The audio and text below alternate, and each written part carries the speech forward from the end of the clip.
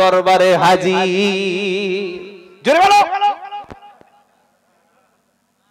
এইরকম বক্তব্য হলে তখন আর সুবহানাল্লাহ বলা যাবে না, তখন আপনি আপনি বার হয়ে যাবে। আচ্ছা, এই বক্তব্য কোন স্কুলের পড়া ছেলে বিশ্বাস করবে? যে ছেলেটা সায়েন্স পড়েছে, তার সাধারণ একটা জ্ঞান আছে, একটা বদনার ওজন যদি 1 থেকে 1.5 কেজি হয়, সেই ওজনের বদনাটা হুগলি জেলা থেকে এসে কোনোদিন সন্দেশখালী পড়তে পারে কিনা? এই বাবাজিরা, এই ভন্ডামিগুলো আপনাদের শুনিয়ে শুনিয়ে শুনিয়ে আপনাদের কান এখন ঝালাপালা। যখন কোরআন বলি তখন আর শুনতে ভালো লাগে না, হাদিস বললে শুনতে ভালো লাগে না, নবী সাহাবাদের জীবনী শুনতে ভালো লাগে না, এরকম বদনা চালা ঘটনাগুলো শুনতে ভালো লাগে। আল্লাহ মাফ করে দিক, সকলে বলুন আমিন। আপনি ঠিকই প্রশ্ন করেছেন, দোষ আমাদের, আমরাই তো সমাজকে ধ্বংস করেছি কিছু ব্যক্তি।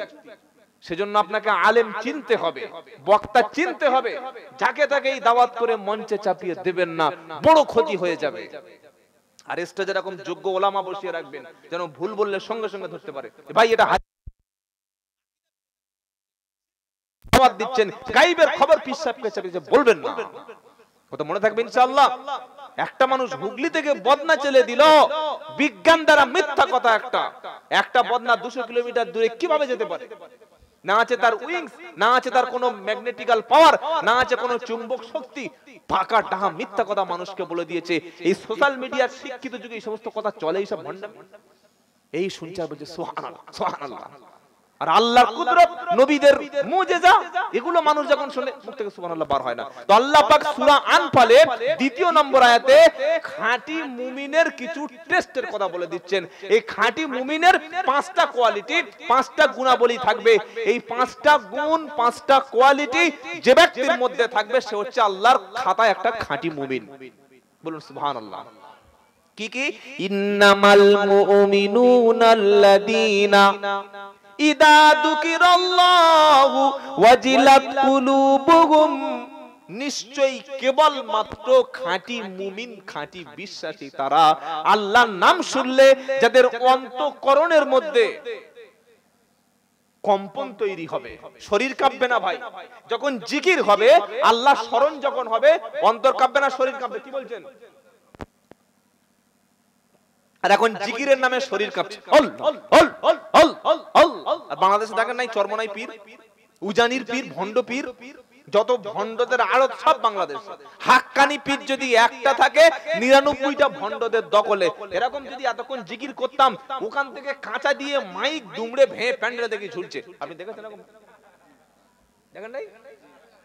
আচ্ছা বলুন তো, আল্লাহর নবী যখন জিকির শিখিয়েছিলেন, আবু বকর সিদ্দিক, ওমর ফারুক জিকির করেছে না করে নাই?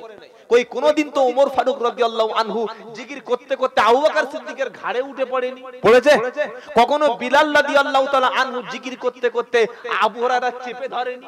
তাহলে এই ভণ্ডামিটা আসলো কোত্থেকে?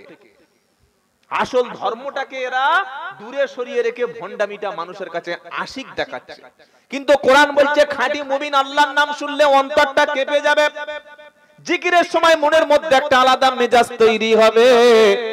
2 নম্বর হলো ওয়াইদা তুলিয়াত আলাইহিম আয়াতুহু যাদাতুহুম ঈমানা, আল্লাহর কোরআন তেলাওয়াতে তার ঈমানটা বেড়ে যাবে।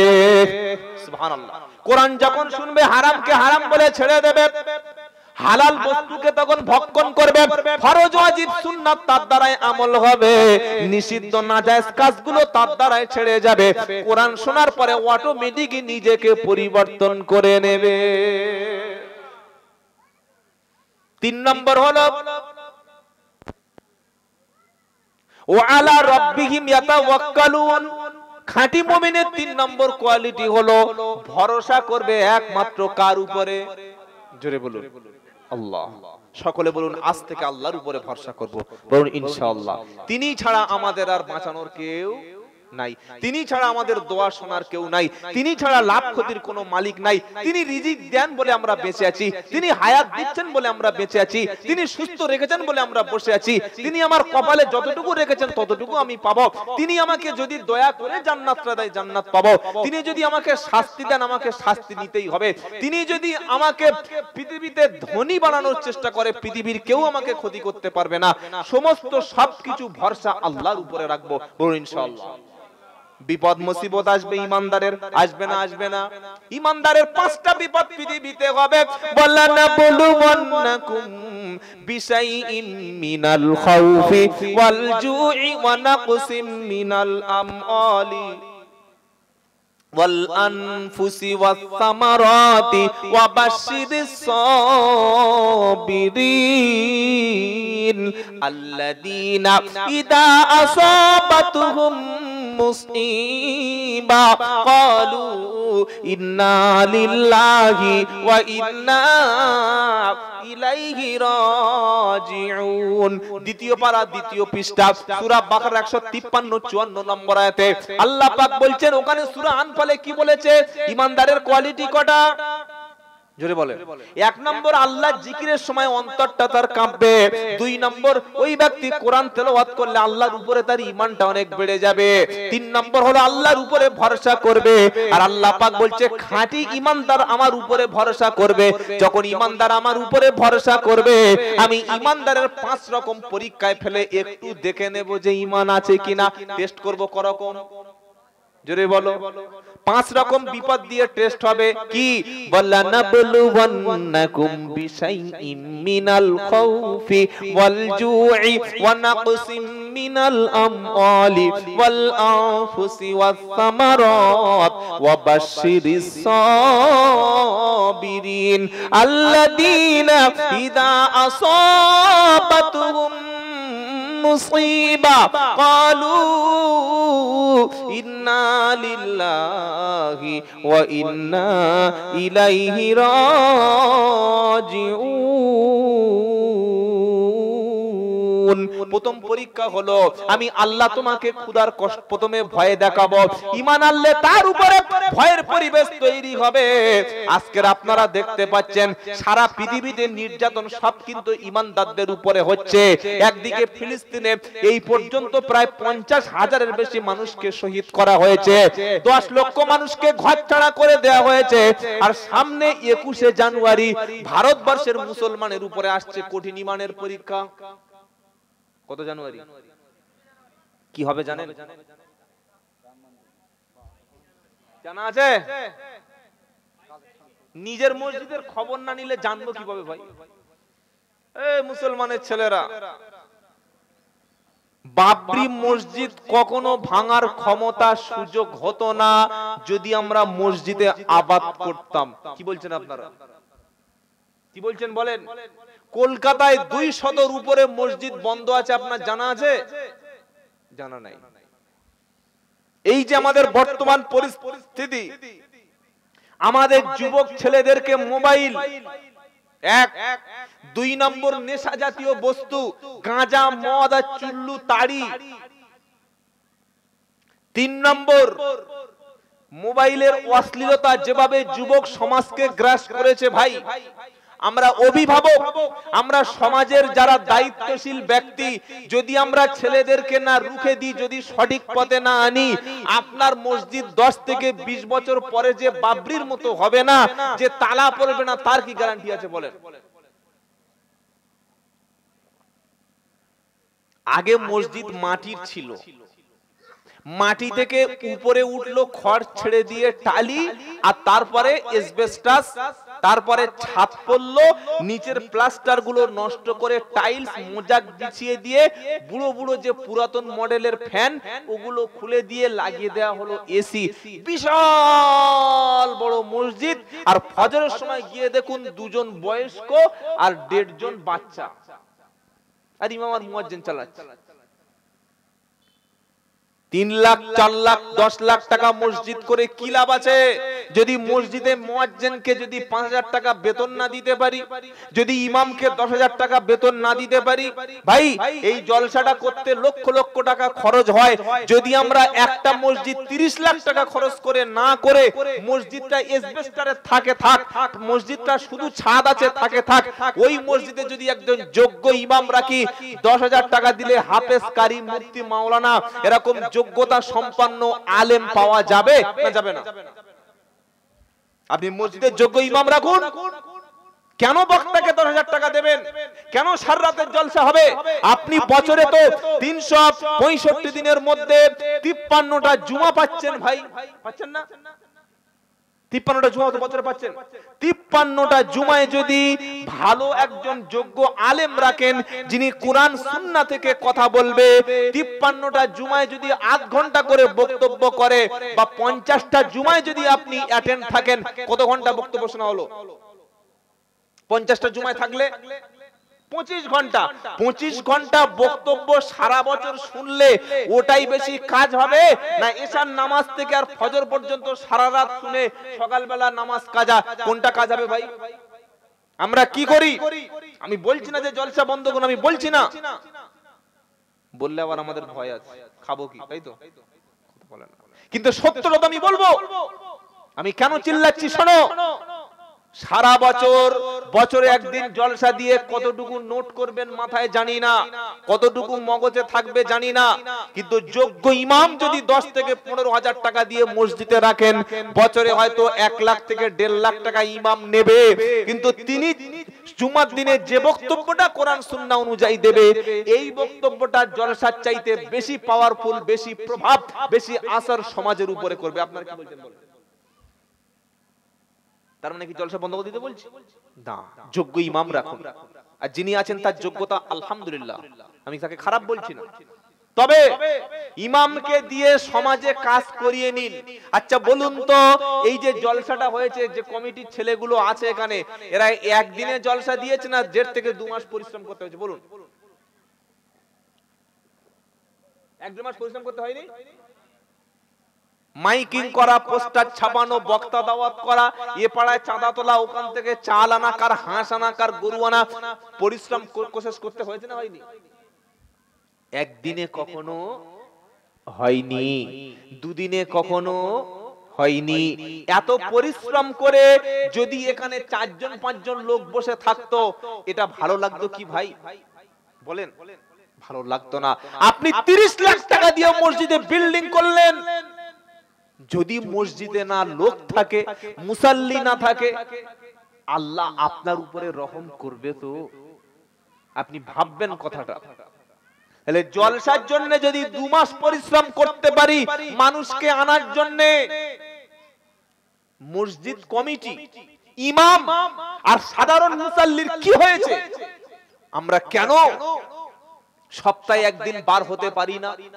ভাই চলো মসজিদে যাই, বেনামাজির হাতটা ধরবো, মদখোরের হাতটা ধরবো, সুদখোরের হাতটা ধরবো, জেনাখোরের হাতটা ধরবো, পাকা চুল্লুখোরের হাতটা ধরে তাকে পায়ে ধরে মসজিদে কেন নিয়ে যাব না? এখানে পায়ে ধরে ধরে আনতে হচ্ছে। মাইকে ডেকেছি, লোকের বাড়িতে বাড়িতে হ্যান্ডবিল পৌঁছেছি, লোকের বাড়িতে বাড়িতে বলে এসেছি, ফোনে আমন্ত্রণ করেছি, তবে লোক এসছে। এটার জন্য যদি পরিশ্রম করা যায়, মসজিদের লোক ডাকলে সেটা খুব পাপ। বাংলার জমিনে এখনো অনেক মসজিদ আছে যে মসজিদে দাওয়াত ও তাবলীগের কাজ হয় না, যে মসজিদে এখনো পর্যন্ত কলেমার সাথীরা গেলে, কোরআন শোনানোর সাথীরা গেলে মসজিদ ঝাড়ু দিয়ে ধুয়ে দেওয়া হয়, বলা হচ্ছে এরা নাকি আমাদের ঈমান নষ্ট করবে।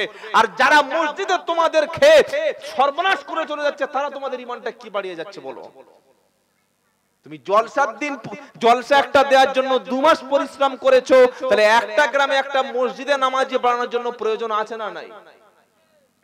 কিন্তু বক্তা কি বলছে? জলসা এসে আল্লাহ হেদায়েত করে হবে, তো জলসা দেওয়ার দরকারটা কি? বক্তা এসে একাই বলুক না, লোক আল্লাহ হেদায়েত করে আনবে তো আনবে, তাহলে আগে থেকে প্রচার করবো কেন? কতটা ভাববেন। মসজিদ না বাড়িয়ে মসজিদের খোরাক, মুসাল্লি বাড়ান, ইমামের বেতন বাড়ান, প্রত্যেকটা মহল্লার ছেলে যেন কোরআন শেখে, প্রত্যেকটা বাচ্চা মেয়ে যেন কোরআন পড়তে পারে সেই ব্যবস্থাটা করার দরকার আছে না নাই? নিজের ছেলে ইংলিশ শিখবে, মাসের শেষে 700 টাকা গুনে দিই। নিজের মেয়েটা সায়েন্স শিখবে, মাসের শেষে 800 টাকা গুনে দিই। এমন কোন ব্যক্তি কি আছেন ইমাম সাহেব আমার ছেলে আমার মেয়েকে কোরআন পড়াচ্ছে, মাসের শেষে চাওয়ার আগে ইমাম সাহেবের 1 তারিখে মেয়ে পড়ছে কোরআন শরীফ, 500 টাকা ইমামের হাতে দিই, এরকম ব্যক্তি আমাদের এলাকায় পাওয়া যাবে নাকি? 500 টাকা 50 টাকা দেবে, গা থেকে ঘাম বার হচ্ছে, ঝরঝর করে ঘাম আসছে, মাথায় পানি দিতে হচ্ছে। মুসলমানের ছেলেরা ভাববেন, দেখে যাচ্ছেন না তো ইমামদের বেতন বর্তমানে যা হয় তাতে ইমামের নামাজ হয় কিনা সন্দেহ আছে। খালি নামাজ গুলিয়ে যাচ্ছে, গুলেবে না কি হবে? মাইনে করলে এমনিতে গুলিয়ে যাবে। আপনি যদি ওই জায়গায় থাকতেন আপনার মাসে কত খরচ হতো সেটা ভেবে ইমামের বেতনটা দেবে। মাসের শেষে আপনার ছেলে যদি আপনার হাতে 4000 টাকা 5000 টাকা এনে দেন, আপনি আপনার ছেলের জন্য হাত তুলে তাহাজ্জুদে দোয়া করবেন, তাই তো নাকি? বলো শালা বলো, তোর সংসার পারবো না, বলো তোর সংসার রাখবো না, 4000 টাকা কি হবে, বলো তোর বউকে কে দায়িত্ব নেবে, বলবো না বলবো না। তাহলে ইমামের হাতে যে মাসে 4000 5000 টাকা দিচ্ছি, তার বাপ এরকম কথা তার বলতে পারে না? তার বিবি বলতে পারে না? আমরা তো ঠকাচ্ছি না হুজুর, গরিব মসজিদ। তা গরিব মসজিদ যদি হয়, মসজিদের জমিগুলো কেন আছে মসজিদের নামে? মসজিদে এত সুন্দর টাইলস বসাতে কে বলেছে? পাথর বসাতে কে বলেছে? মসজিদে এত ডেকোরেট করতে তোমাকে কে বলেছে? ওটা আসবো সামনে বক্তব্যে, যে কারা মসজিদ চালাতে পারবে। যে কোরআন পড়তে পারে না সে মসজিদের দায়িত্ব তাকে দেবেন না, যে নামাজ পড়ে না তাকে মসজিদের দায়িত্ব থেকে হটিয়ে দেবেন ইনশাআল্লাহ। তুমি 5 ওয়াক্ত নামাজ পড়ো, অন্তত দিনে একবার আসো, মসজিদের দায়িত্ব নাই। পয়সা আছে, ভাই ভাই তোকে মসজিদের সেক্রেটারি থাকতে হবে। তো উনি যদি সেক্রেটারি থাকবেন, যিনি নামাজ জানেন না, তিনি নামাজটা পরিচালনা করার ব্যক্তিদের দায়িত্ব কিভাবে নিতে পারেন? ভাববার বিষয় নয়। একজন লোক যদি ডাক্তার না হয়, তাকে হসপিটালে যদি মেডিকেল বোর্ডের প্রধান করে দেওয়া হয়, হসপিটাল চলবে? চলবে না। একজন অশিক্ষিত ব্যক্তিকে যদি হাই স্কুলের মাস্টারের প্রধান পদ দেওয়া হয়, চলবে না। একজন কোরআন না জানা ব্যক্তিকে ইমামতির দায়িত্ব দিলে মসজিদ চলবে না।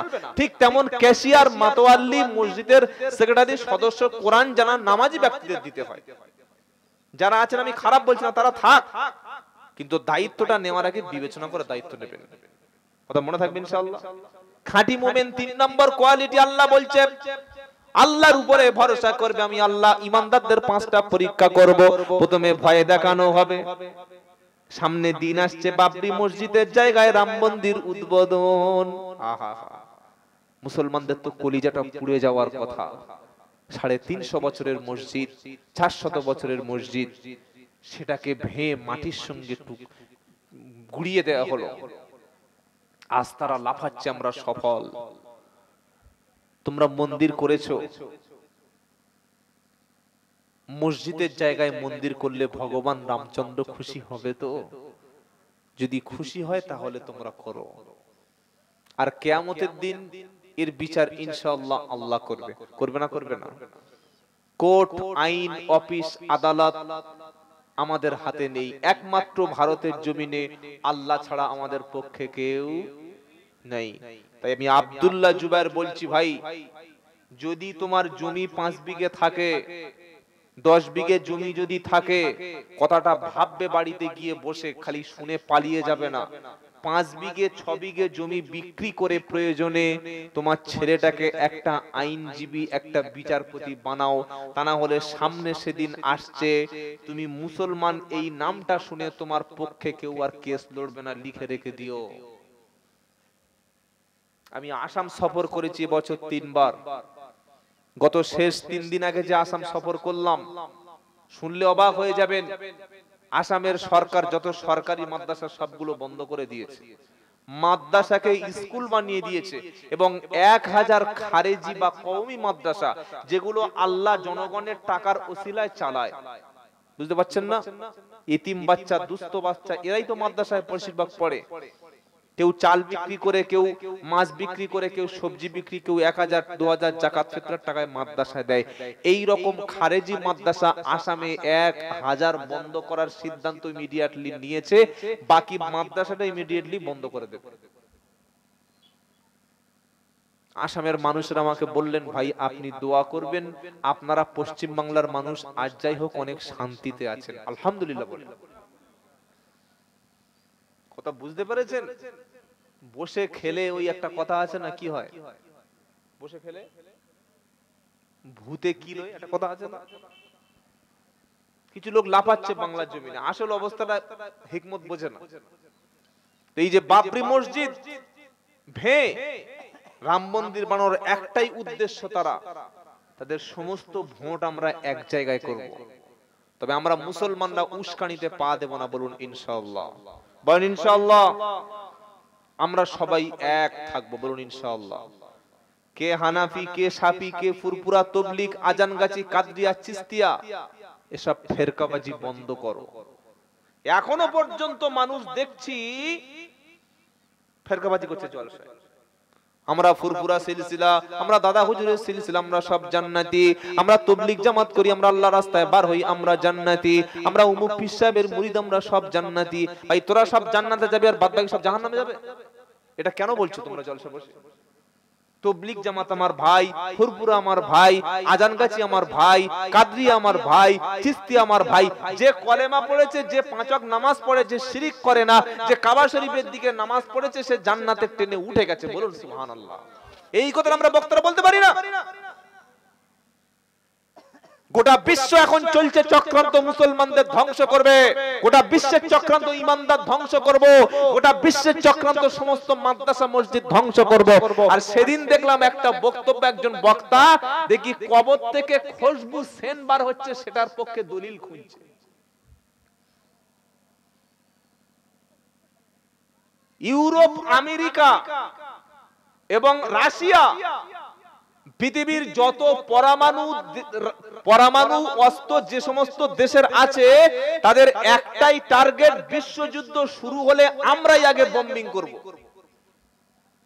আচ্ছা একটা প্রশ্ন করি, যারা স্কুলে অন্তত পড়েছেন, হাই স্কুল পর্যন্ত গেছেন বা কলেজে গিয়েছেন, 1945 সালে 6 এবং 9 আগস্ট জাপানে হিরোশিমা নাগাসাকি বোমা বিস্ফোরণ হয়েছিল, পরমাণু বোমা আমেরিকা ফেলেছিল, এটা মনে আছে কারো? পড়েন নাই কেউ? একজন আছে, আর দুজন।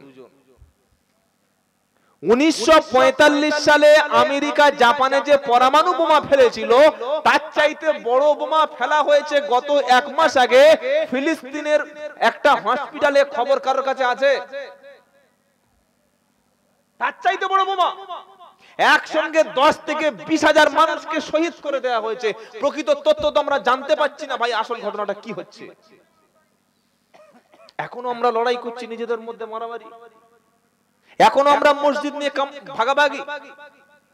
এখনো আমরা বলছি ওর পিছনে নামাজ পড়বো না, ও আসলে আমি দাওয়াতে যাব না।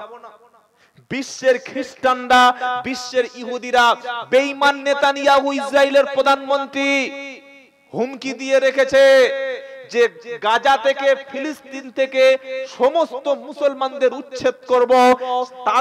ফিলিস্তিনদের তাদের নিজেদের দেশে একটাও ব্যক্তিকে আমরা রাখবো না, সেই টার্গেট নিয়ে তারা যুদ্ধে ঝাঁপিয়ে পড়ছে।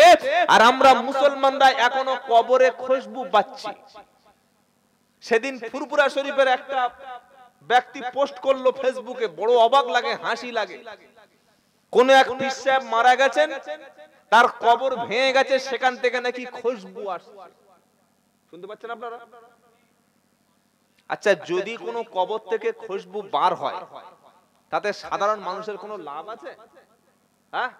আর কবর থেকে খুশবু যদি না আসে, আমাদের কোনো ক্ষতি আছে? তো তার ভক্তরা বলছে, দেখো ইনি আমাদের হক্কানি পীর, তিনি মরে গিয়েও কবর থেকে কারামতি দেখাচ্ছে।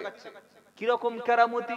তিনি মরে গিয়েও কবর থেকে খুশবু ছড়িয়ে দিচ্ছে, তার মানে তিনি জ্যান্ত পীর। ভাই কোন সাহাবা মরে গিয়ে কখনো কবর থেকে তো আতর ছুড়ে দেয়নি, দিয়েছে? যদি বা কবর থেকে খুশবু বার হয়, এটাকে প্রচার করে ঢাকঢোল পেটানোর কি দরকার আছে রে ভাই? তাই নিয়ে দেখি একজন ফেসবুকে লম্বা পোস্ট করেছে, বলছে এটা সত্য না মিথ্যা, এটা আমরা কোরআন হাদিস থেকে গবেষণা করে প্রমাণ করব, খুশবু বার হচ্ছে। কত পিছিয়ে আছে মুসলমান দেখো। একদিকে পরমাণু অস্ত্র তৈরি করছে ইসরায়েল, একদিকে আমেরিকা বোম মারছে মুসলমানদের উপরে, আর আমরা কবর থেকে খুশবু বার করার প্রমাণ বার করছি কিতাব থেকে বসে বসে খুঁজে খুঁজে। সেজন্য অনুরোধ করছি আপনার ছেলেটাকে বড় ডাক্তার একটা বানাবেন। গ্রাম থেকে চাঁদা তুলে একজন যোগ্য আইনজীবী এই গ্রামে যেন তৈরি হয়। একটা মেয়ে যদি এই গ্রামে তার ব্রেন মেরিটোরিয়াস স্টুডেন্ট হয়, ব্রেন ভালো হয়, প্রয়োজনে এই জলসা কমিটি, মসজিদ কমিটি চাঁদা তুলে একটা মহিলাকে অন্তত গাইনোকোলজিস্ট মহিলা ডাক্তার বানাবেন, বলুন ইনশাআল্লাহ। যদি না বানান, বোরকা পরে হসপিটালে, আমি নিজে চোখে বারাইপুর হসপিটালে দেখেছি, বোরকা পরে একটা মেয়ে গেছে, মুখ খুলছে না বলে, তার শরীরের যে অঙ্গ ডাক্তার দেখতে চাইছে দেখাচ্ছে না, লজ্জা পাচ্ছে বলে ঘাড় ধাক্কা মেরে তাকে হসপিটাল থেকে বার করে দেওয়া হচ্ছে। আমি কিন্তু সাম্প্রদায়িক কথা বলছি না, আমি যেটা বলতে চাচ্ছি যে আপনার কমিউনিটিতে ডাক্তার কোথায়, আপনার মুসলমানদের মধ্যে বড় বিডিও অফিসার কোথায়, এসডি অফিসার কোথায়, দুই ভাই মারামারি করে আপনাদের থানা কোথায়? বাসন্তী থানায় গেলে অফিসার পাঠিয়ে দেয় কেসটাকে ভালো করে লিখে ঝাল ঝোল মশলা বিরিয়ানি করে কলকাতা হাইকোর্টে এমন মিথ্যা মামলা দিয়ে জেলে ঢুকিয়ে দেবে, দুটো ভাই যেন আর 13 বছর মামলা না ডিসমিস হয়। এটা করে না কেন? থানায় বসে মামলাটাকে এটা বুঝিয়ে পড়িয়ে করে দেওয়া যেত না? যেত, কারণ তারা কখনো চাইবে না যে এই জাতি কখনো মাথা তুলে দাঁড়াক। আমি গত বছর আপনাদের জলসা এসেছি, সত্য কথা বলে দিচ্ছি, শুনে রাখেন, রাগ করলে আমার কোনো যায় আসে না, পয়সা না দিলেও কোনো যায় আসে না। গত বছর রাস্তা যা ছিল এবছর সেই একই রাস্তা আছে। এটা দোষ আপনাদের নয়, দোষ আমাদের মুসলমানদের, নসিব খারাপ। আমি তো পশ্চিমবঙ্গের বিভিন্ন জেলায় যাই, মোল্লাপাড়ায় ঢুকবো তখন রাস্তা দেখবো খারাপ, বুঝে নিতে হবে এখানে মুসলমানরা বাস করে। কেন ভাই, কেন হয়? এর একটাই কারণ যে আমরা শিক্ষা থেকে পিছিয়ে এসেছি। আজকের অন্যান্য জাতি তারা বই নিয়ে গবেষণা করে, তারা পড়াশোনা করে, তারা প্রত্যেকে পড়ায় ব্যস্ত। সেজন্য পড়া এবং শিক্ষার বিকল্প আর আমাদের কিচ্ছু নাই। সকলে শিখবো, বলুন ইনশাআল্লাহ। আপনার জমি প্রয়োজনে বিক্রি করুন। আরেকটা ঘটনা বলে আমি তাফসিরে ফিরে যাচ্ছি। আসামের হাইলাকান্দি যে ডাক্তারের বাড়িতে আমার রাত্রে থাকার কথা ছিল, সেখানে ছিলাম। তিনি বক্তব্য শেষে আমাকে বলছেন, ভাই আমার বাপের যে জমিটুকু ছিল, এই জমিটুকু বাপ বিক্রি করে আমাকে হসপিটালের বড় একটা ডাক্তার বানিয়েছিল। আজকের আমি কয়েক কোটি টাকার মালিক। আমার আব্বা যদি সেদিন পরিশ্রম করে জমি বিক্রি করে না লেখাপড়া শিক্ষা দিত, আমি কখনো ভালো ডাক্তার একটা হতে পারতাম না। এটার মধ্যে কোনো শিক্ষা লুকিয়ে নেই আমাদের জন্য? লুকিয়ে নেই? আপনার ছেলে হচ্ছে, জমি কিনেছেন, ঘর বেঁধে দিচ্ছেন, বিয়ে দিয়েছেন, ঝামেলা শেষ না। প্রথমে যেটা দেবেন সেটা হচ্ছে শিক্ষা, বলুন ইনশাআল্লাহ। কোন শিক্ষা? জেনারেল শিক্ষার সাথে সাথে ইসলামিক শিক্ষা, বলুন সুবহানাল্লাহ। যে শিক্ষা তাকে নামাজি বানাবে, যে শিক্ষা তাকে মদের হাত থেকে বাঁচাবে। আল্লাহ তাআলা তাই বলছেন, ওয়ালা নাবলুওয়ান্নাকুম বিশাইয়্যিন মিনাল খাউফি। আমি আল্লাহ পাক তোমাদের জন্য বলে দিলাম, যখন তুমি বলবে আমি ঈমানওয়ালা, তোমাকে বিভিন্ন ভাবে হেনস্থা করা হবে। বাবরি মসজিদ কখনো ভেঙে দেওয়া হবে, কখনো জ্ঞানবাপী মসজিদের বিরুদ্ধে মামলা চালানো হবে, কখনো ফিলিস্তিনে তোমাদের উপরে বোম্বিং করা হবে, কখনো ইরাকে তোমাদেরকে পুড়িয়ে মারা হবে, কখনো মিয়ানমারে তোমাদেরকে ধ্বংস করে শেষ করে দেওয়া হবে, কখনো মাদ্রাসার চাবি কেড়ে নিয়ে মাদ্রাসা বন্ধ করে দেওয়া হবে। ওয়াল জুই, আমি আল্লাহ যখন তোমরা ঈমান আনবে, আমি তোমাদেরকে একটু ক্ষুধার কষ্ট দিয়ে দেখবো, ঈমান পরীক্ষা করে নেব। 3 নম্বর, ওয়ানাকসিম মিনাল আমওয়াল, আমি আল্লাহ মালের নোকসান দেব, সম্পদের কিছুটা হ্রাস করে আমি আল্লাহ পরীক্ষা করে দেব। 4 নম্বর, আস-সামারাত, আমি আল্লাহ ফসলের কিছু ক্ষতি করব, চাষবাসে একটু ক্ষতি করে আমি আল্লাহ দেখব তুমি যে ঈমানটা এনেছো সত্যিকার ঈমানটা আমি আল্লাহর উপরে আছে কিনা। আল্লাহ পাক বলছেন, ওয়াল আনফুসি, আমি আল্লাহ তোমার জীবন হানি করব। কখন ছেলেটাকে তুলে নেব, মেয়েটাকে পক্কা ঘাতে ফেলে দেব, বাড়িতে জীবন হানি করে আমি আল্লাহ তোমাকে পরীক্ষা করব। তুমি যখন পরীক্ষায় পাস করবে, যখন তুমি সবর করবে, আমি আল্লাহ শোনাচ্ছি, ওয়াবাশশিরিস সাবিরিন, আমি আল্লাহ সবরকারী ধৈর্য ধারণকারী ব্যক্তির সাথে আছি। ও আলা রাব্বিহিম ইয়াতাওয়াক্কালুন, আল্লাহর উপরে ভরসা সব জায়গায় করব, বলুন ইনশাআল্লাহ। আমাদের কেউ নাই, কিন্তু আমাদের আল্লাহ আছে। সুবহানাল্লাহ বলতে ইচ্ছা করে না? আমাদের কোনো অফিস পৃথিবীতে দরকার নাই, মসজিদ হচ্ছে সবচাইতে আল্লাহর পক্ষ থেকে সহযোগিতার বড় অফিস। সুবহানাল্লাহ। আমাদের কোনো নেতা নাই, কিন্তু একজন বিশ্ব নেতা আছে, তিনি মুহাম্মদ মুস্তাফা সাল্লাল্লাহু আলাইহি ওয়াসাল্লাম। আমাদের কোনো অস্ত্র নাই, অস্ত্রের দরকারও নাই, কিন্তু সবচাইতে অস্ত্র আছে কলেমা, ঈমানের অস্ত্র, বলুন সুবহানাল্লাহ। আমাদের পয়সা নাই, টাকা নাই, ঘর নাই, কিন্তু আখিরাত তো আমাদের আছে, আছে না নাই? আখিরাত আসল শান্তির জায়গা। তো সূরা আনফালে আল্লাহ বলছেন 3 নম্বর কোয়ালিটি, ঈমানদার আল্লাহর উপরে ভরসা করে। 4 নম্বর, আল্লাযীনা ইউকিমুনাস সালাতা। 4 নম্বর কোয়ালিটি ঈমানদারদের হলো, ঈমানদার ব্যক্তি নামাজ কায়েমকারী হয়। ঈমানদার ব্যক্তি কখনো বেনামাজি, বলেন বেনামাজি হয় না। আর সূরা বাকারার প্রথমে আল্লাহ তাআলা মুত্তাকি বলেছে কাদের? আল্লাযীনা ইউমিনুনা বিল গায়বি ওয়া ইউকিমুনাস সালাতা ওয়া মিম্মা রাযাকনাহুম ইউনফিকুন। মুত্তাকি হলো তারা গায়বের প্রতি, অদৃশ্যের প্রতি, আল্লাহকে না দেখে, কবর, হাসর, মিজান, পুল, সিরাতকে না দেখে ঈমান এনেছে যারা। 2 নম্বর, ওয়ায়ুকিমুনাস সালাতা, নামাজ কায়েম করেছে যারা। 3 নম্বর, আমিম্মা রাযাকনাহুম ইনফিকুন, আমি আল্লাহ তাদের যে সম্পদ দিয়েছি সেই সম্পদ থেকে আমার রাস্তায় খরচ করে, আমার রাস্তায় ব্যয় করে। ওয়াল্লাযীনা ইউমিনুনা বিল গায়বি ওয়া ইউকিমুনাস সালাতা ওয়া মিম্মা রাযাকনাহুম ইনফিকুন। ঈমানদার মুত্তাকির একটা কোয়ালিটি অবশ্যই, সে নামাজি হবে। সে কি হবে? নামাজি হবে। নামাজ ছাড়া কখনো ঈমান রাখা সম্ভব না, মনে থাকবে ইনশাআল্লাহ। নামাজ নাই, মান তারাকাস সালাতা মুতাআম্মিদান ফাকাদ কাফারা, ইচ্ছা করে নামাজ ছেড়ে দিল, আল্লাহর সঙ্গে কুফরি করলো। নামাজ হচ্ছে আল্লাহর সঙ্গে বান্দার কথোপকথনের একটা মাধ্যম। সুবহানাল্লাহ বলতে ইচ্ছা করে না? আচ্ছা, কেউ যদি বড় নেতা, এমএলএ, এমপির সাথে প্রতিদিন কথা হয়, কথা বলে, তার সঙ্গে ডাইরেক্ট ফোনে কথা হয়, তার ক্ষমতা আছে না নাই? আছে না? এই মুখ্যমন্ত্রীর সঙ্গে আমার কথা হয় রে ফোনে, তুই কি মনে করছিস? ভাইপোর সঙ্গে কথা হয়, এমপির সাথে কথা হয়, কথার আগে পুলিশ পাঠিয়ে দেব, তখন তার বুক বড় হবে না? হবে না? পৃথিবীতে মুমিন ব্যক্তির সঙ্গে আল্লাহর প্রত্যেক দিন 5 বার কথা হয়, বলুন না সুবহানাল্লাহ।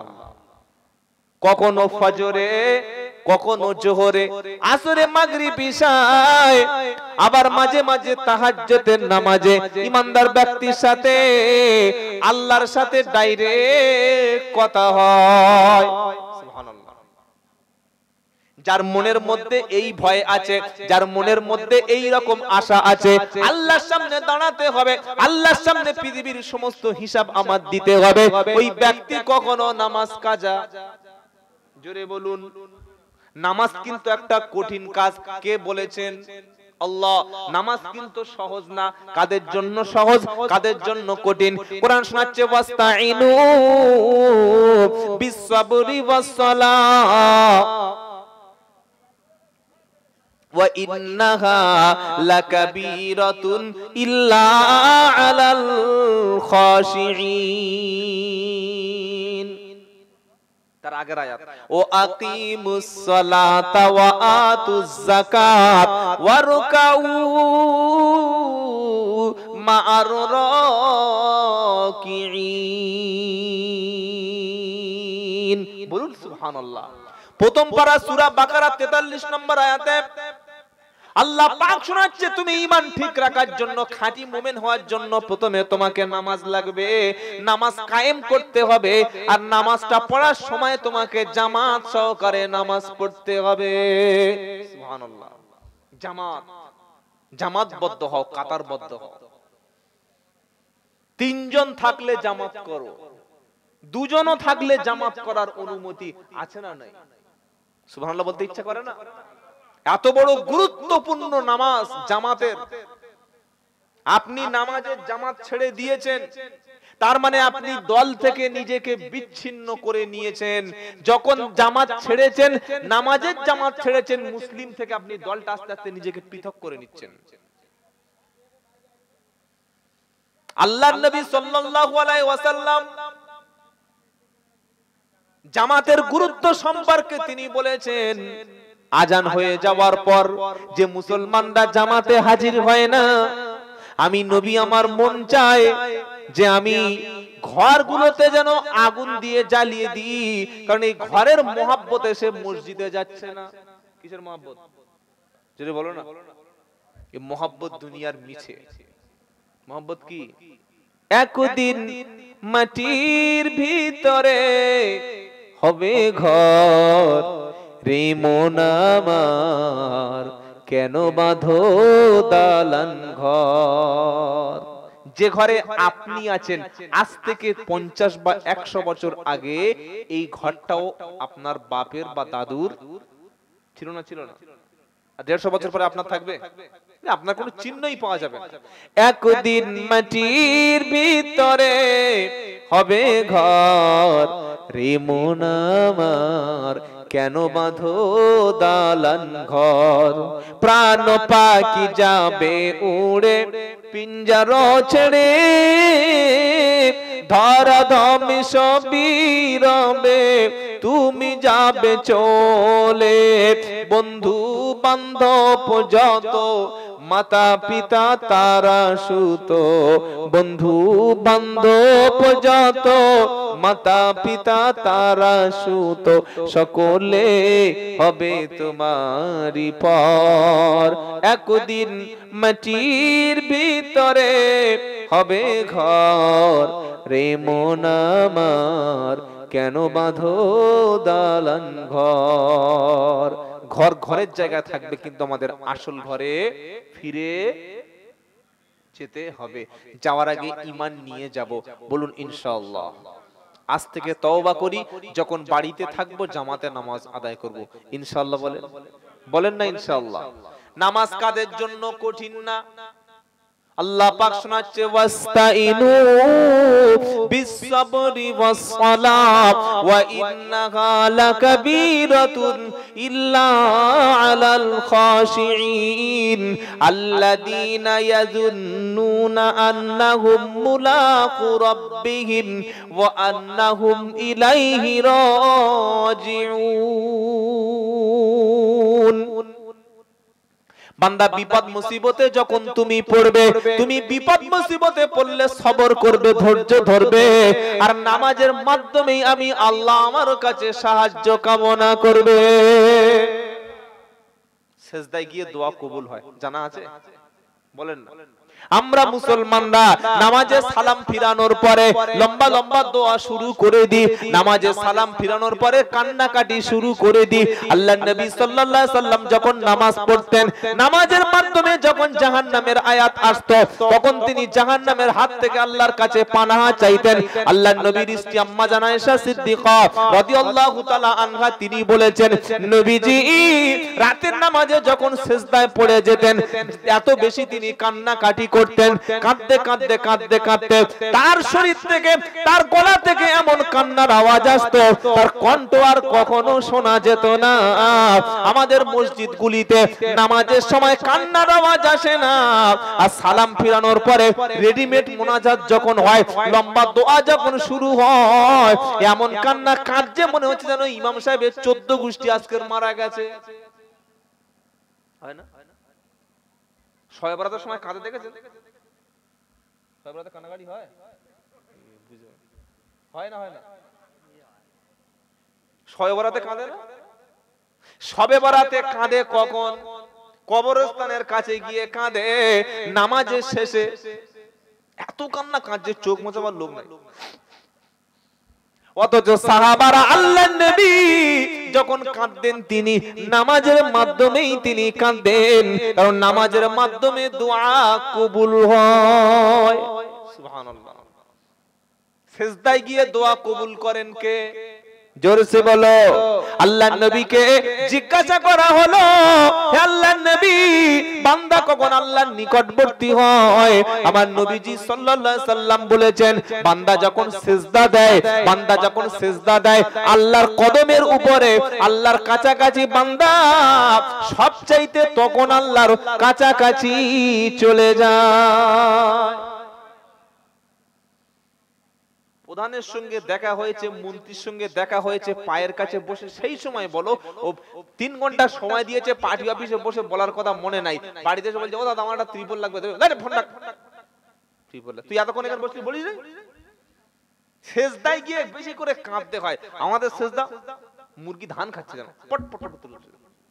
দুটো সেজদায় একটা, কি বলছেন বলেন?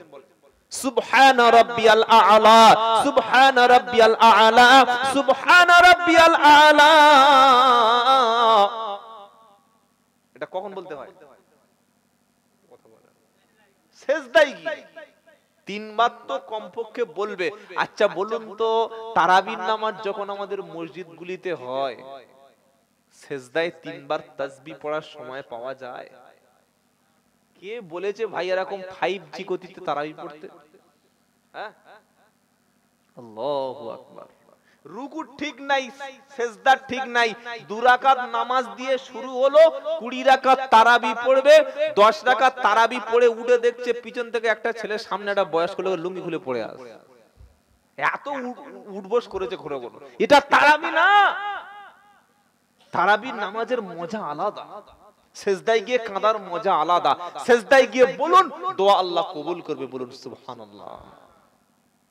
আমাদের শিখিয়েছে যে নামাজের শেষে কাঁদতে হয়, কবরস্থানে কাঁদতে হয়, কিন্তু নবীজি যে নামাজের মাধ্যমে বেশি কাঁদতেন এটা আমাদের শেখানো হয়নি ভাই। আল্লাহ পাক তাই শোনাচ্ছে, ওয়াস্তাইনু বিসসাবরি ওয়াসসালাত ওয়া ইন্নাহা লাকাবীরাতুন ইল্লা আলাল খাশিঈন। নিঃসন্দেহে নামাজ একটা কঠিন কাজ, নিঃসন্দেহে নামাজ একটা ভারী কাজ, তবে কাদের জন্য কঠিন না? যারা আল্লাহকে দেখে ভয় করে, যারা এই মনে ধারণা করেছে আল্লাযীনা ইয়াযুন্নুনা আন্নাহুম মুলাকু রাব্বিহিম ওয়া আন্নাহুম ইলাইহি রাজিউন। আল্লাহর সামনে দাঁড়াতে হবে, আল্লাহর সামনে দাঁড়িয়ে সেদিন আমার সমস্ত হিসাব হবে, বিচার হবে, আল্লাহর সামনে আমাকে ফিরে যেতে হবে। এই ধারণা যার মধ্যে জন্মে গেছে, নামাজ তার জন্য কঠিন না, তার জন্য নামাজ কি সহজ। আজকে জোহরে কাজে ব্যস্ত আছি, আজকে যদি আমার বিকালে মৃত্যু হয়, আগামীকাল সকাল 10টা কিংবা জোহরে জানাজা হবে, আর জীবনে কখনো সেজদা দেওয়ার সুযোগ হবে না। এটা যার মনে ধারণা, সে ব্যক্তি নামাজও কখনো কাজা, জোরে বলুন, করবে না। কারণ নামাজ হলো ইমানদার এবং বেঈমান চেনার উপায়। কি চেনার উপায়? ইমানদার এবং বেঈমান। কারণ ইমানদার ব্যক্তির কিয়ামতের দিন আল্লাহর পক্ষ থেকে নূর পাবে, আর নূরের চিহ্নটা আসবে ওযুর দ্বারা। সুবহানাল্লাহ। আচ্ছা, যে নামাজ পড়ে না সে ওযু করে? হ্যাঁ, যে নামাজ পড়ে না সে ওযু করে? ওযু করে না। আর ওযু যে করে না তার শরীরে কিয়ামতে কোনো নূর থাকবে না। ওযুটা এমন একটা ইবাদত, এমন একটা সওয়াবের কাজ, আপনি ওযু করছেন মানে নিজেকে পবিত্র করে নিয়েছেন, বলুন না সুবহানাল্লাহ। যারা ওযু করে, মুখের মধ্যে মেসওয়াক করে, মুখে পানি দেয়, বৈজ্ঞানিক ভাবে প্রমাণিত তাদের কখনো মুখের মধ্যে মাউথ ক্যান্সার হওয়া সম্ভব না। একবার জোরে বলুন সুবহানাল্লাহ। তবে আমরা যা মাল খাচ্ছি, ও যত ওযু করি মাউথ ক্যান্সার আগে হবে। কি বলুন তো? গুটকা, তেরেঙ্গা, খৈনি দুটো কেটে মুখের মধ্যে বিরানি করে ভেতরে ভরে দিয়েছে। একটা প্যাকেট কেটে আরেকটা প্যাকেটে, দেখেছেন না? দেখেন, হ্যাঁ, এই যে তেরেঙ্গার প্যাকেট, খৈনির প্যাকেট বা শান্তি, এটা নাকি শান্তি। যেটা না খেলে পায়খানা হয় না, অশান্তি হয়, ওটা কোনোদিন শান্তি হয়?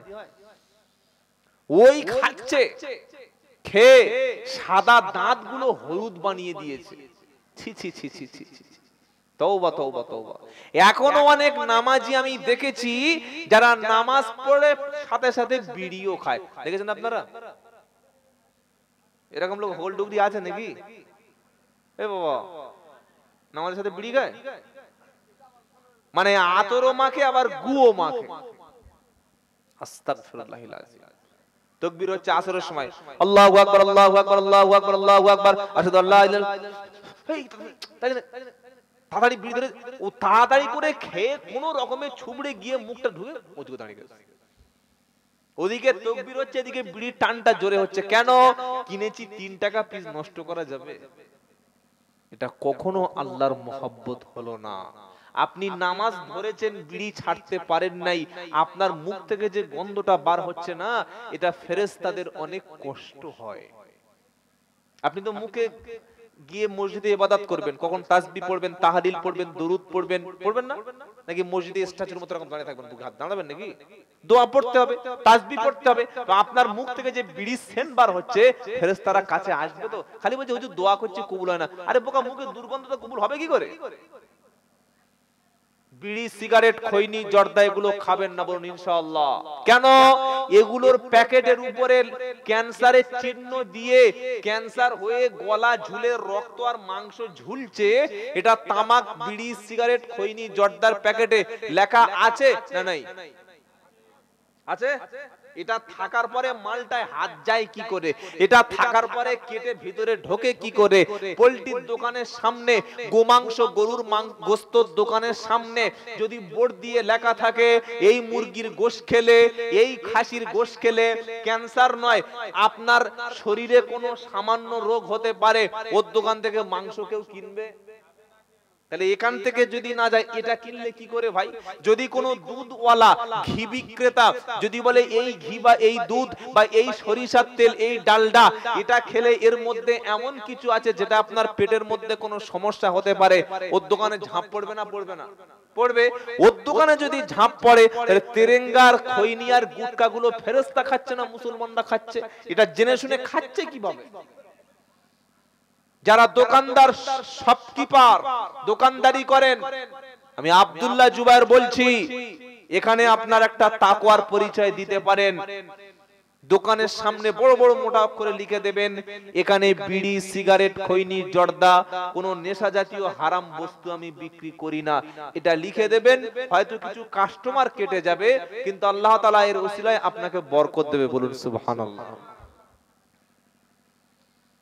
সিঙ্গাপুর বলে একটা রাষ্ট্র আছে, সিঙ্গাপুর, নাম শুনেন নাই? ওখানে প্রকাশ্য বিড়ি, সিগারেট, খৈনি কোন রকম কিছু খাওয়ার কোনো সুযোগ নাই। আমাদের বাঙালিরা যা গুটকা খায়, পৃথিবীতে অন্য কোন জাতি এই মালটা খায় না। জায়গার গুটকা করার বিরুদ্ধে বলে লাভ নাই, এরাই জলসা দিয়ে তো চাঁদাটা এরাই দিয়েছে বেশি, তাই তো?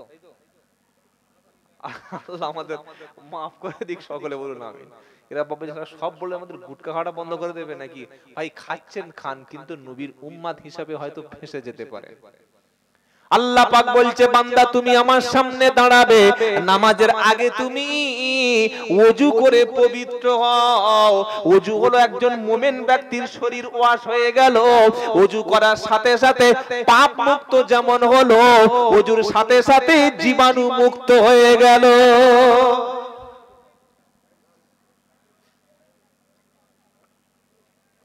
আমার দিকে লক্ষ্য রাখেন, এই দেখেন, হ্যালো, এই যে কি করে জীবাণু মুক্ত হলো?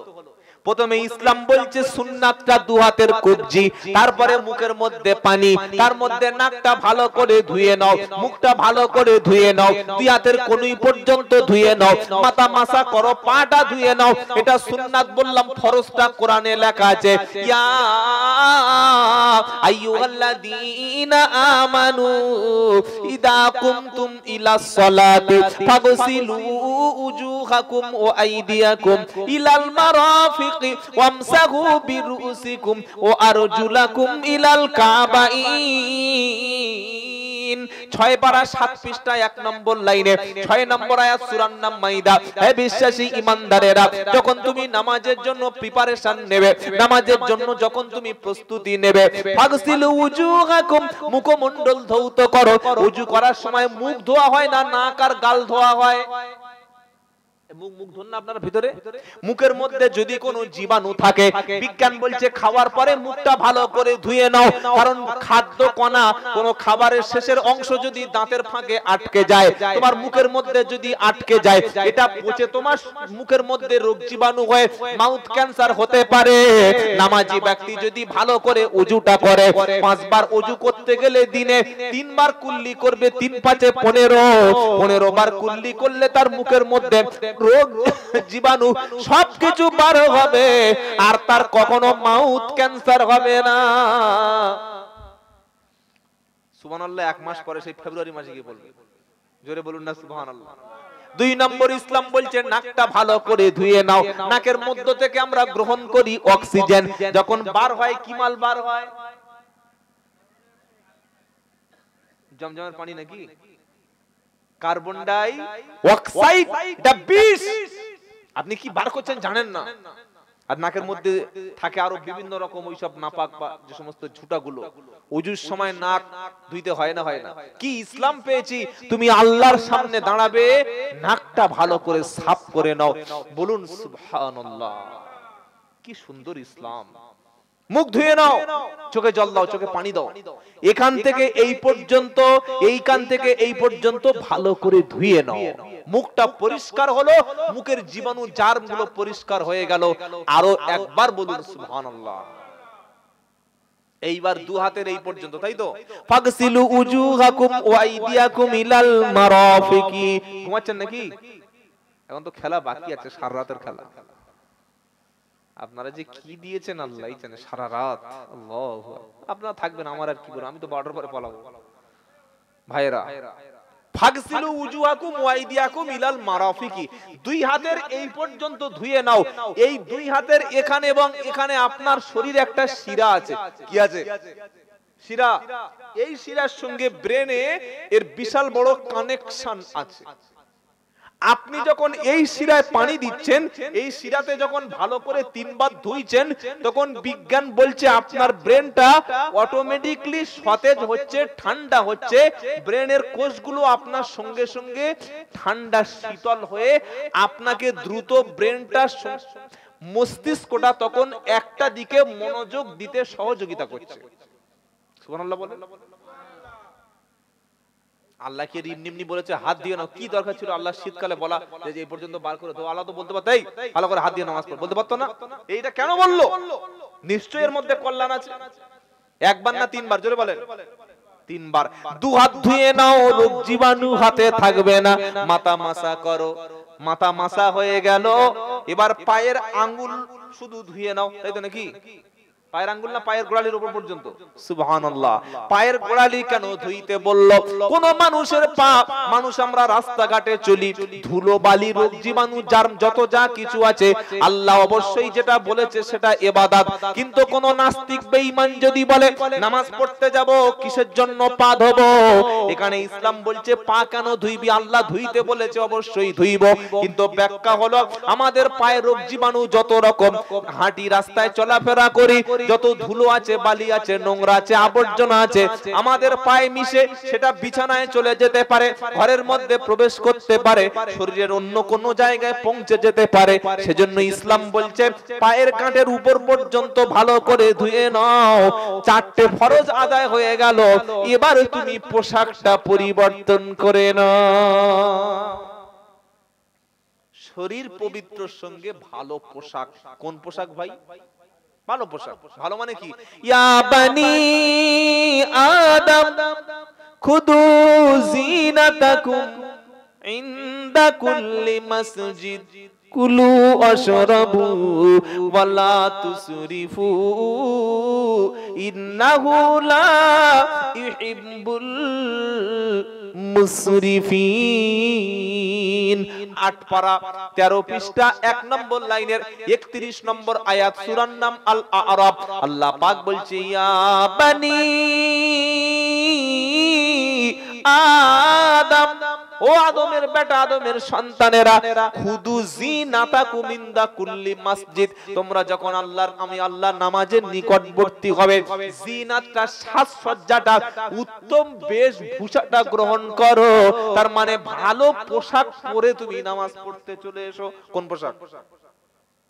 যে পোশাকটা পরে একটু আগে হাল চষেছে মাঠে, যে পোশাকটা পরে একটু আগে ধান রুইয়েছে, যে পোশাকটা পরে জমিতে কাজ করেছে, যে পোশাকটা পরে পায়খানায় গেছে, যে পোশাকটা ঘরমাক্ত হয়ে গেছে, যে পোশাকটা 3 দিন ধোয়ে নাই কিন্তু পাক 4 দিন ধোয়ে নাই, পোশাকটায় চিমটি কাটলে নোকের মধ্যে ময়লা ভরে যাবে, টুপিটা এত নোংরা, পুকুরে পড়ে গেলে পুকুরের মাছ সব মারা যাবে, আছে না? পকেটে ছিল রুমাল, মসজিদে টুপি নিয়ে যায় না। পকেটে ছিল রুমাল, পথে নাক থেকে শিকনি, কি মাল বার হয়েছে দেখো, এটা মুছেছে, আর মসজিদে গিয়ে ওই মাল মাথায় টুপি দিয়ে, রুমালটা টুপি বানিয়ে নিয়ে আল্লাহু আকবার, ফেরেশতারা এসে দেখছে শিকনি মালতে নামাজ পড়ছে। ছি ছি ছি ছি। আজকে আমি জুমার নামাজ পড়েছি সেই কলকাতা একটা মসজিদে, আমার গাড়ি সার্ভিস করতে গিয়েছিলাম, গিয়ে দেখি ভিজে রুমাল একটা লোক হাত মুছছে, নিল ঘুরিয়ে মাথায়। তোর কে বলেছে রুমাল মাথা দিতে? পাগলা কোথাকার। আচ্ছা বলুন তো, রুমাল যদি কোনো লোক মাথায় না দেয় বা মাথায় যদি খালি থাকে, নামাজ হবে না হবে না? একদল লোক মসজিদে গিয়ে চিল্লাচ্ছে, ভাই টুপি মাথায় দিলে নামাজ হবে না তুই বলে ফতোয়া দিয়ে চিল্লে মসজিদটাকে চিৎকার চেঁচামেচি করে গোলমাল করলি, কিন্তু যাদের মুখে দাড়ি নাই তাদের এবার কি হবে? তাদের মসজিদ থেকে বার করে দাও। আমি বলছি না যে টুপির কোনো সম্মান নাই, টুপি 1000 বার মাথায় দেবো ইনশাআল্লাহ বলেন। একবার যে মাথায় টুপি দিয়েছে, এটা কাল সকালে মাথা থেকে খুলে পড়ে যাবে? টুপি মাথা থেকে নিজে নিজে খুলে পড়বে না আমরা খুলে দিলে তবে সে খুলবে? কোনটা? মাথায় যে টুপি উঠেছে ভাই, এই টুপি আর কখনো খুলবো না বলুন ইনশাআল্লাহ। অনেকে বলবেন হুজুর আপনি হুজুর, তা আমি হুজুর আপনাকে খেজুর? অনেক লোক মনে করে টুপি শুধু মৌলবীদের মাথায় দিতে হয়, জানেন না? অনেক লোক মনে করে খালি ইমাম সাহেবরা বউদেরকে বরকা পরাবে, আমাদের বউদের মুখ সবাই দেখবে, সবার জন্য উন্মুক্ত, ওপেন সিক্রেট। অনেক লোক মনে করে শুধু ইমাম সাহেবরা পাঞ্জাবি পরবে, আমাদের পাঞ্জাবি পরা থাকে, আমরা প্যান্ট শার্ট পরবো, জিন্স পরবো, 2200 টাকার জিন্স 19 জায়গায় ফাটা, কি মাল পরেছে একবার দেখো, আন্ডারপ্যান্ট দেখা যাচ্ছে। ছি ছি ছি ছি। অনেক লোক মনে করে দাড়ি খালি ইমাম সাহেবদের হুজুরদের জন্য, আর আমাদের আল্লাহ চাঁচতে বলেছে, তাই তো নাকি? সবার জন্য ইসলাম সমান, বোকা কথাকার। টুপি সবার জন্য, দাড়ি সবার জন্য, পাঞ্জাবি সবার জন্য। কিছু লোক এখনো মনে মনে করে যে মৌলবীরা শুধুমাত্র কি লোককে সালাম দেবে, আমাদের সালাম দেওয়ার দরকার নেই। টুপি, পাঞ্জাবি, মেসওয়াক, নবীর যত সুন্নাত আছে এগুলি সবার জন্য সমান, বলুন সুবহানাল্লাহ। ইমামদের জন্য খাস বলতে কিছুই নাই। ইমামরা আল্লাহকে বেশি ভয় করে, ওলামারা আল্লাহর দেখে বেশি ভয় করে, তাই টুপি খোলে না, তাই দাড়ি চাচে না, তাই হাঁটুর উপরে পোশাক পরে না, তাই দাঁড়িয়ে পেচ্ছাপ করে না, তাই মুখে সিগারেট খায় না। আমরা সকলে যদি ইমামদের মতো অনুসরণ করতাম, আল্লাহ আমাদের সম্মানটা ইমামের মতো বাড়িয়ে দিত, বলুন না সুবহানাল্লাহ। টুপি কাল থেকে খুলবো নাকি ইনশাআল্লাহ বলেন? এবার ইনশাআল্লাহ খুলবো না ইনশাআল্লাহ বলুন। দাড়ি চাঁচবেন না ভাই, বিশ্ব নবীর নূর, বলুন সুবহানাল্লাহ। এটা নিয়ে আমি আসাম গেছি, ঝাড়খণ্ডে গেছি, বিহারে গেছি, ত্রিপুরায় গেছি, সবচাইতে ভিআইপি জায়গা হচ্ছে প্লেন। তার চাইতে ভিআইপি কিছু আছে নাকি? কোন সিআইএসএফ অফিসার কোনদিন বলেনি তো ভাই তোমার দাড়ি আছে প্লেনে উঠতে দেব না, তোমার দাড়ি আছে আমি শিয়ালদা স্টেশনে ঢুকতে দেব না, দাড়ি আছে এয়ারপোর্টের মধ্যে থেকে গেট আউট ফ্রম হেয়ার, বলেনি, বলবে না। এটা থাকলে আল্লাহ আপনার সম্মান বাড়িয়ে দেবে, বলুন সুবহানাল্লাহ। তাহলে কি শোনাচ্ছিলাম? নামাজের জন্য উত্তম পোশাক পরে আল্লাহর সামনে দাঁড়াবো ইনশাআল্লাহ।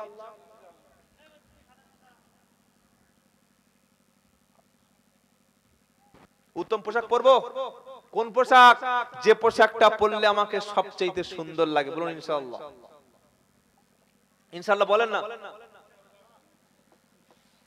আর মেয়েদের পোশাক কি ভাই? এখনো অনেক মেয়ে আছে জানেন, শুধু শাড়ি পরে নামাজ পড়ে। আমি আব্দুল্লাহ জুবাইর বলছি, যে কোনো যোগ্য মুফতি সাহেবকে জিজ্ঞাসা করবেন, যদি কোনো মা অন্ধকার রুমেও, যদি অন্ধকার ঘরেও নামাজ পড়ে, দুই হাতের কবজি, মুখমণ্ডল এবং পায়ের পাতা ছাড়া শরীরের অন্য কোনো অংশ যদি খোলা রাখে, হাত খুলে যায়, মাথা চুলবার হয়ে যায়, পিঠ কিংবা পেট অসাবধান বশত যদি অনাবৃত হয়ে যায়, পায়ের গাঁট থেকে যদি তার জন্য পোশাক যদি একটু উপরে উঠে যায়, তার ফরজ তরক হলো। আর ফরজ যখন সতর আলগা হয়ে যাবে, তার নামাজ হবে না। সেজন্য একটা শাড়িতে মেয়েদের কখনো সতর ঢাকে না। উত্তম পোশাক হচ্ছে সালোয়ার কামিজ পরা, উত্তম পোশাক হচ্ছে চুড়িদার পরা। শাড়ি যারা পরেছেন আমি বলছি না যে পরবেন না, কিন্তু নামাজের সময় এমন একটা পোশাক তার উপরে ভালো করে পরে নিন, যেন আপনার দুই হাতের কবজি, মুখমণ্ডল এবং পায়ের পাতা ছাড়া শরীরের কোনো অংশ না ওপেন হয়। কথা মনে থাকবে ইনশাআল্লাহ, কথা মনে থাকবে ইনশাআল্লাহ।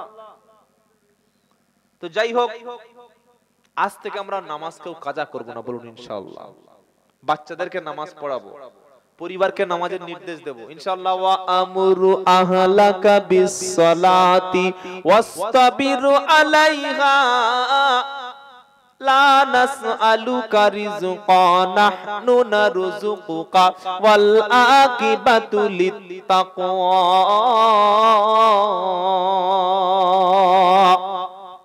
16 পারা সূরা তাহার 132 নম্বর আয়াতে আল্লাহ বলছে, পরিবারকে নামাজের নির্দেশ দাও, নিজে তার উপরে অবিচল থাকো।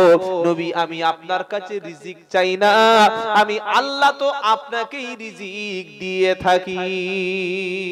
সকলে বলুন, পরিবারটাকে নামাজি বানাবো ইনশাআল্লাহ বলে।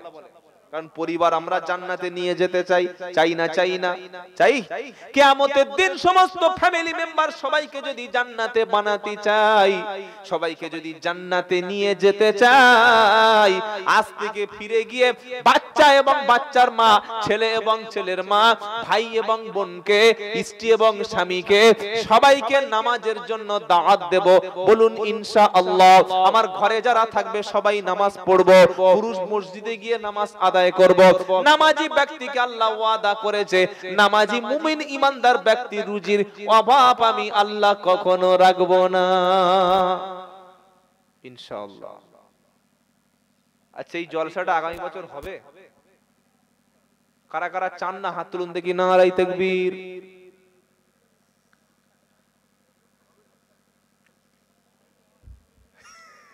ও লোক বলছে হবে না, উনি বুঝতে পারে না কি আগামী বছর হবে ইনশাআল্লাহ। এটা চান কে কে? হাত তুলুন। তাকবীর, তাকবীর। আচ্ছা, জয় শ্রীরাম বলতে বলছি আমি নাকি? নারায়ে তাকবীর। এই নারা বলেছি বা চিল্লে উঠে? তাকবীরটাই বোঝে না। সৌদিরা কি বলে? আরবিয়ানরা তাকবীর, আল্লাহু আকবার বলে না, মানে আল্লাহু আকবার। আরো জোরে। আশুকুনা যত বাধা, যত ঝড় সাইক্লোন, রাসূলের পথে মোরা চলবো। এই জীবন বাজি রেখে বাংলার জমিনে মোরা দ্বীন ইসলামের সাথে থাকবো। তাকবীর, তাকবীর। মোরা কামানের মুখোমুখি দাঁড়িয়ে, মোরা রাইফেলের মুখোমুখি দাঁড়িয়ে আল্লাহু আকবার বলবো। আশুকুনা যত বাধা, যত ঝড় সাইক্লোন, রাসূলের পথে মোরা চলবো। আশুকুনা যত বাধা, যত ঝড় সাইক্লোন, দ্বীন ইসলাম নিয়ে মোরা বাঁচবো। তাকবীর। আমাদের দিলে কে আছেন? আল্লাহ এবং তার রাসূলের মহব্বত আছে না নাই? না থাকলে এত রাত থেকে বসে থাকে? আমাদের ছোট হৃদয়ে, আমাদের ছোট হৃদয়ে রাসূলের প্রেম ছবি আঁকবো। আশুকুনা যত বাধা, যত ঝড় সাইক্লোন, রাসূলের পথে মোরা চলবো। রাসূলের পথে মোরা চলবো। লা ইলাহা ইল্লাল্লাহ। মহব্বতের সঙ্গে বলো, লা ইলাহা ইল্লাল্লাহ, লা ইলাহা ইল্লাল্লাহু মুহাম্মাদুর রাসূলুল্লাহ সাল্লাল্লাহু আলাইহি ওয়াসাল্লাম। অনেক কথা শুনেছি ইমানের উপরে, নামাজের উপরে। আমল করব, বলুন না ইনশাআল্লাহ। মসজিদকে নিজের জান্নাতের ঠিকানা বানিয়ে নিন। আজকে যাদেরকে মসজিদে দেখছেন, কিয়ামতে তাদেরকে জান্নাতে দেখতে পাবেন, বলুন সুবহানাল্লাহ। যাদেরকে মসজিদে পাওয়া যায় না, কিয়ামতের দিন জান্নাতে তাদের পাওয়া যাবে না। এই জলসাটা করতে কমিটির ছেলেদের প্রচুর খরচ হয়েছে ভাই, হয় নাই? আমরা সবাই কমিটি, হয়তো গ্রামের অনেকে কমিটির সঙ্গে যুক্ত নাই, কিন্তু সবার জলসা তো, হ্যাঁ না বলেন না? আগামী বছর এই জলসাটার পক্ষে আমরা হাত তুললাম, একটু সহযোগিতা করে যাব, বলুন না ইনশাআল্লাহ। একদম বেশি ঘাড় মুখ ধরে আপনাদের বলবো না, শুধুমাত্র একটি করে 1000 টাকা, একটি করে 1000 টাকা কে কে দেবেন 5 মিনিটের মধ্যে হাত তোলেন, যে ভাই 1 বছর করে পরে ইনশাআল্লাহ আমি আল্লাহর একজন যুবক গোলাম, আল্লাহর একজন বান্দা, যুবক বান্দা। কত? 1000। তাড়াতাড়ি তাড়াতাড়ি, ওই কিরামান কাদেবেন কে আছে? মনিরুল সরকার।